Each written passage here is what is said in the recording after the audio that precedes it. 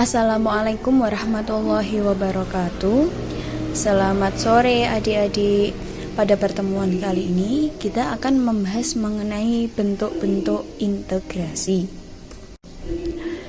Menurut pengertiannya, bentuk-bentuk integrasi terbagi atas berbagai bentuk. Yang pertama ada integrasi nasional, yang kedua ada integrasi bangsa, yang ketiga ada integrasi kebudayaan, yang keempat ada integrasi masyarakat, dan yang kelima ada integrasi sosial.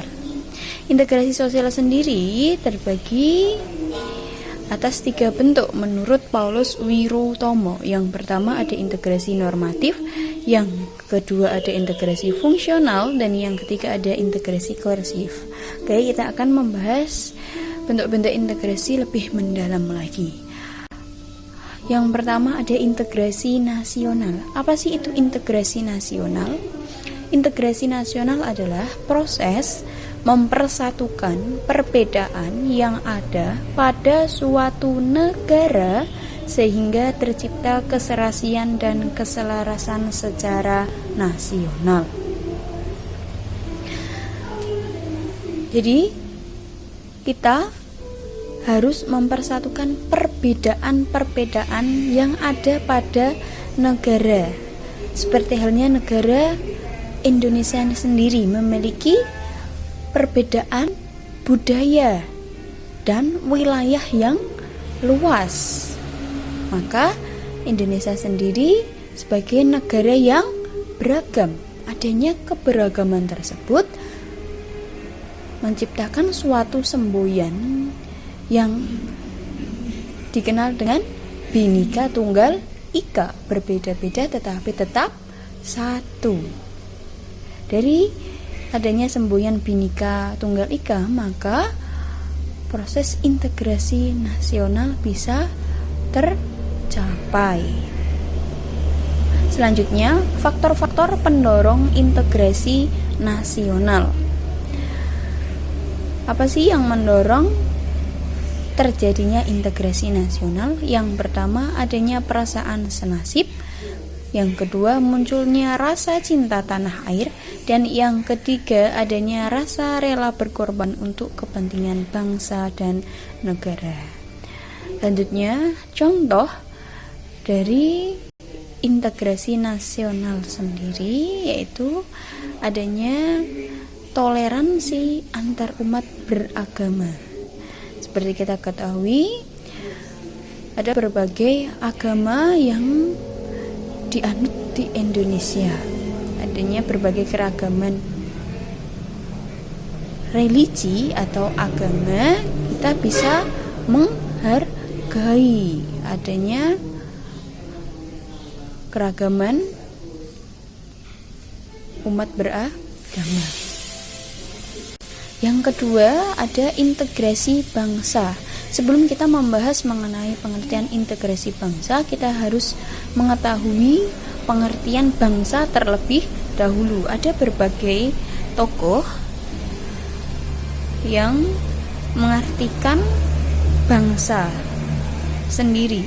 Yang pertama ada tokoh yang bernama Ernest Renan, mengungkapkan bahwasannya bangsa terbentuk karena adanya keinginan untuk hidup bersama atau hasrat bersatu dengan perasaan setia kawan yang agung.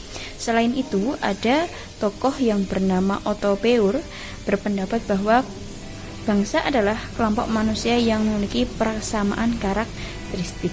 Dari adanya kedua tokoh tersebut, maka bisa disimpulkan pengertian bangsa adalah manusia yang memiliki persamaan karakteristik. Setelah kita mengetahui pengertian bangsa, jadi apa sih itu integrasi bangsa? Integrasi bangsa adalah penyatuan berbagai kelompok budaya dan sosial ke dalam wilayah dan pembentukan suatu identitas nasional. Jadi perbedaan yang ada pada kelompok budaya dan sosial pada suatu wilayah itu harus dipersatukan. Contohnya dengan adanya kegiatan Karang Taruna oleh para pemuda untuk meningkatkan persaudaraannya. Selanjutnya yang ketiga ada integrasi kebudayaan. Apa itu integrasi kebudayaan? Integrasi kebudayaan adalah menyatukan unsur-unsur kebudayaan yang ada dalam masyarakat. Unsur-unsur kebudayaan, perlu diketahui bahwasanya unsur-unsur kebudayaan itu dibagi menjadi 7. Nah, seperti halnya ada sistem religi, ada bahasa, ada kesenian, ada sistem peralatan hidup, ada sistem pengetahuan, dan lain sebagainya. Unsur-unsur penyebab integrasi budaya atau kebudayaan. Yang pertama ada unsur-unsur kebudayaan yang berbeda. Seperti halnya unsur-unsur kebudayaan, seperti halnya kita melihat ada peralatan hidup. Contohnya peralatan hidup di suatu wilayah pasti berbeda-beda. Di Jawa maupun di Papua itu juga berbeda. Selain itu ada corak pakaian adat, pasti berbeda antara wilayah. Seperti halnya kita lihat di Jawa. Di Jawa saja sudah berbeda antara corak pakaian adat di Jawa Tengah dengan di Jawa Timur. Selanjutnya adanya proses penyesuaian di antara unsur-unsur yang berbeda. Jika sudah melihat adanya unsur-unsur yang berbeda, kita harus bisa menyesuaikan. Bagaimana cara untuk menyesuaikan? Yaitu dengan cara menghargai berbagai perbedaan yang ada.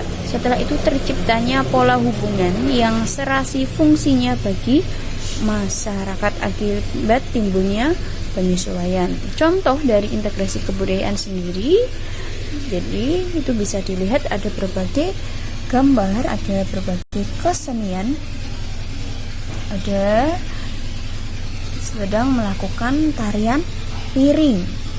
Ini dalam hal kesenian daerah pasti berbeda-beda. Setelah itu ada bahasa yang digunakan. Bahasa yang digunakan setiap individu di wilayah itu pasti berbeda-beda. Selain itu ada sistem religi atau keagamaan yang dianut juga berbeda-beda. Selanjutnya ada integrasi masyarakat. Apa sih itu integrasi masyarakat? Proses memperpadukan dan menyatukan di antara unsur dalam masyarakat. Unsur-unsur dalam masyarakat itu seperti apa?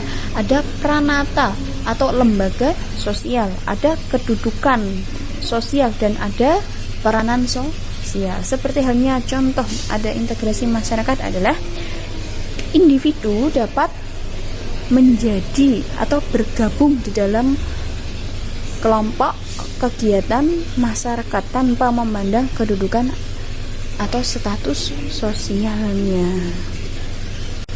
Dan yang kelima ada integrasi sosial. Integrasi sosial adalah proses menyesuaikan unsur-unsur yang berbeda sehingga menjadi satu kesatuan yang utuh dan bulat bagi masyarakat. Contohnya kegiatan gotong royong. Misalkan gotong royong seperti pada gambar membangun jalan, membangun masjid, membangun yang lainnya. Setelah itu belajar kelompok dengan teman lain. Jadi integrasi sosial ini bisa terwujud karena adanya kerjasama antar berbagai individu. Selanjutnya ada kelompok masyarakat yang sedang melakukan penyuluhan. Jadi saat melakukan penyuluhan pasti harus adanya kerjasama pula yang terjadi pada tim penyuluhan. Dalam integrasi sosial tadi dibagi juga menjadi 3 bentuk-bentuk integrasi sosial. Menurut Paulus Wirutomo, yang pertama ada integrasi normatif, ada integrasi fungsional, dan integrasi koersif. Jadi bisa dilihat pada gambar yang pertama dalam integrasi normatif itu ada pengendara sepeda motor dan kendaraan roda 4 sedang mentaati tata tertib lalu lintas. Jadi integrasi normatif adalah integrasi yang terbentuk karena adanya kesepakatan nilai, norma, cita-cita bersama dan rasa solidaritas antar masyarakat. Jadi di sini harus adanya kesepakatan nilai dan norma yang sudah dibentuk untuk ditaati masyarakat untuk menyatukannya. Selanjutnya ada integrasi fungsional. Integrasi fungsional adalah integrasi yang terbentuk berdasarkan kebutuhan tertentu atau ketergantungan fungsi fungsional. Jadi kita bisa melihat pada gambar di sini ada gambar suatu suku atau wilayah yang bermata pencaharian sebagai nelayan. Misalkan kita melihat saja suku Bajo yang bisa menghasilkan hasil laut, berbeda dengan misalkan daerah-daerah lain yang memiliki tergantungan secara fungsional. Setelah itu ada integrasi koersif. Integrasi koersif adalah integrasi yang berdasarkan hasil kekuatan mengikat secara paksa atau kekerasan. Bisa dilihat adanya demo. Jadi integrasi koersif ini harus menyatukannya harus secara paksa atau dengan kekerasan. Misalkan orang yang sedang berdemo ini melakukan suatu kerusuhan, maka di sini untuk menyatukannya harus adanya pihak yang berkuasa seperti halnya polisi dalam melakukan paksaan atau kekerasan. Itu adalah bentuk-bentuk integrasi sosial. Jika ada yang mau ditanyakan dalam materi bentuk-bentuk interaksi sosial, kakak tunggu ya. Terima kasih. Assalamualaikum warahmatullahi wabarakatuh.